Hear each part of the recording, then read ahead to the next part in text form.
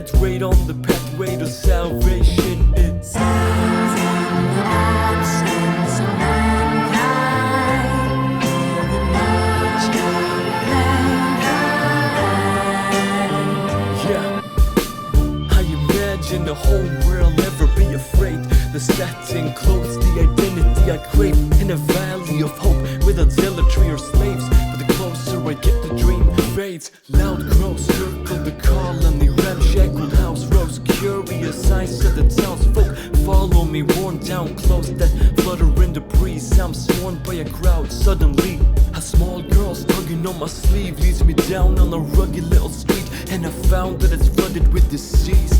Hunger brought the town on its knees, and they bowed to a priest, cry out from their mouths lacking teeth. I don't know their speak, but I understand enough as the girl begs for food with her sunburnt hands cupped, and I watch as they plunder the ones that can't stand up. Watching kill, rape, shit. See a man thin as red lines, skin stretched tight on the rib cage. His pale cheekbones fleshless, flies rib faces of inmates of anarchy. Big face for family, this illustrating my fallacy.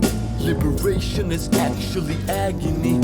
See gangrene stench of death in my nostrils. No vaccines for pestilence or hospitals. Brothels, hostile sentience was lost to our avarice, turned to savages. Sunseed strikes like a hammer, back inside, fed life with a catheter state, justifying their massacres, keeping their sovereignty. While here daily piles of cadavers to flee from the poverty. Humanity's an atrocity, bleeding hypocrisy. See, man wasn't made in the image of a godly being, but rather God was conceived to embody our need for dominancy. There's an autopsy in my dreams. Yeah, I drown in the current of a crowd that worships power, our coward species. But I'm a servant to the power to be free. So where does that leave me?